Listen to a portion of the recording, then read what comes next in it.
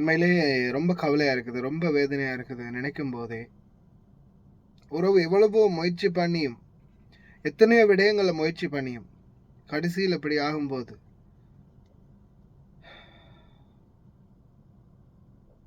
இதுதான் மனுஷனுடைய வாழ்க்கை இல்லையா? அவ்வளவுதான் வாழ்க்கை. அன்பார்ந்த உறவுகளை தயவு செய்து சிந்தியுங்க.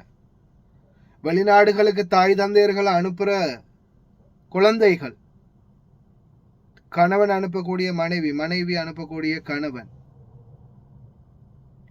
குழந்தைகள் அனுப்பக்கூடிய தாய் தந்தைகள், கொஞ்சம் சிந்திச்சு பாருங்க. உங்களுடைய குழந்தைகளுடைய உடல்நிலை என்ன? அவங்களுடைய உடல்ல இருக்கக்கூடிய பிரச்சனைகள் என்ன? அவங்களுக்கு இதனால ஏதாவது பாதிப்பு வருமா? இவங்களை நம்ம பக்கத்துல வச்சு பார்த்து கொள்ளணுமா? இல்ல வெளிநாடுகளுக்கு அனுப்புறதால எதுவும் பிரச்சனைகள் இருக்கா? ஏன்னா இவங்க கடல் கடந்து போறாங்க, ரொம்ப தூரம் போறாங்க, இவங்களை பார்த்து கொள்றதுக்கு யாருமே இல்லை. இப்படி இருக்கக்கூடிய சூழல்ல ஏதாவது ஒரு இவங்களுக்கு இருக்கக்கூடிய இந்த நோயால் ஏதாவது பிரச்சனைகள் வந்தால் இவங்களை யார் அந்த இடத்துல வச்சு பார்த்துக்கிறது அப்படின்றத பற்றி தயவு செய்து சிந்திச்சு பாருங்க. ஏன்னா இன்னைக்கும் நிறைய உறவுகள் வந்து இழந்ததுக்கு பிறகுதான் தன்னுடைய வேதனைகளையும் தன்னுடைய சோகங்களையும் வெளிப்படுத்துறாங்க. இருக்கும்போது அவங்கள பற்றி சிந்திக்கல. ஒருவர் இருக்கும்போதே அவங்கள பற்றி சிந்திங்க. தயவு செய்து இக்காரணத்தை கொண்டும் உறவுகளை இழக்கிறதுக்கு முன்னாடி யோசிச்சு பாருங்க. இழந்த பிறகு அழுது புலம்பியோ தான தர்மம் பண்ணியோ எந்த ஒரு பலனும் இல்லை. ஒவ்வொரு உறவுகளும் வெளிநாடுகள் இன்னைக்கும் ஒவ்வொரு ரீதியான கஷ்டங்களை பட்டுக்கிட்டே தான் இருக்கிறாங்க. ஆனா நிறைய பேருக்கு வந்து இதனுடைய தாக்கம் வந்து இன்னமும் தெரியல. ஏன்னா பணம். ஏன்னா வெளிநாட்டுல வேலை பார்க்கிறவங்களும் அந்த மாதிரி தான். பணம் பணம்னு அவங்க கேட்குற நேரமெல்லாம் பணத்தை மட்டுமே அனுப்பி அவங்கள பணத்துக்கே அடிமை ஆக்கிட்டாங்க. அவங்கள வந்து பணத்துக்கே அடிமை ஆக்கிட்டாங்க. அவங்களுக்கு உணர்வுகளோ உறவுகளை பற்றியோ சிந்தனையை இல்லாம ஆக்கினதே ஒரு சிலர், இந்த வெளிநாடுகளில் வாழக்கூடிய நீங்க தான். ஏன்னா நீங்களும் அவங்கள பற்றி சிந்திக்கிறது இல்லை, அவங்களும் உங்களை பற்றி சிந்திக்கிறது இல்லை. பணம் பணம் பணம் பணம் மாறுது, அவ்வளவுதான்.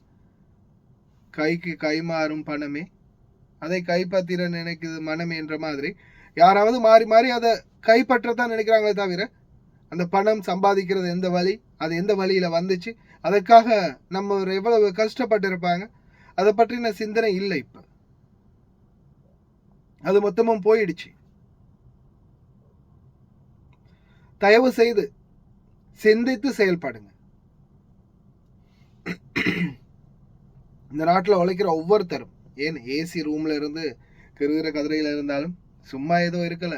உட்கார்றதும் கஷ்டம்தான், எழுதுறதும் கஷ்டம்தான், டைப் பண்றதும் கஷ்டம்தான், வண்டி ஓட்டுறதும் கஷ்டம்தான், பாத்திரம் கழுவுறதும் கஷ்டம்தான், மேக்கப் பண்றதுல இருந்து நகம் வெட்டுறதுல இருந்து பாத்ரூம் போறதுல கழுவுற துடைக்கிறதுல இருந்து நர்சிங் வேலை பார்க்கறதுல இருந்து எல்லாமே கஷ்டம்தான். அதிகமா சம்பளம் கிடைச்சாலும் அதுக்கேற்ற கஷ்டம் படுறாங்க ஒவ்வொருத்தரும்.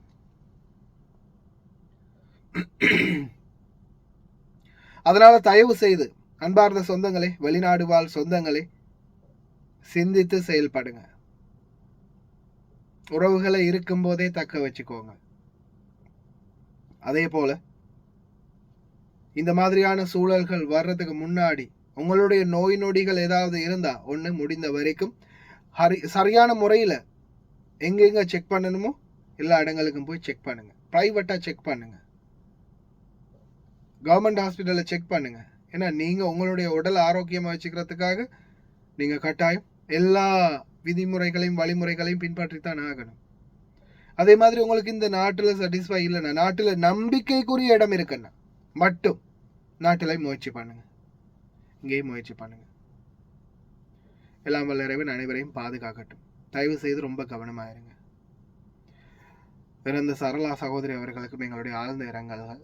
அதே போல இவங்களுடைய உடலை கொடுத்துட்டாங்க, இதுக்கப்புறமாவும் இதை மூடி மறைக்காம அவருக்கு ஏதாவது அநீதி இழைக்கப்பட்டிருந்தால் அவருடைய கை கால் எடுத்ததற்கான காரணம் என்ன, அவர் இந்த நாட்டிலே இடுப்பு வலியால் போனவருக்கு இன்ஜெக்ஷன் போட்டதுக்கு அப்புறமா கை கால் வழங்காம போனதுக்கு காரணம் என்ன, உடல் ஏற்பட்ட மாற்றம் என்ன, இதை பற்றி அனைத்து விடயங்களையும் அலசி ஆராய்ந்து இதுபோல் இன்னொருவருக்கு நடக்காமல் இருக்கவாவது சரியான நீதியை நிலைநாட்டுவார்கள் என்று நம்ம இன்னும் பார்க்கலாம்.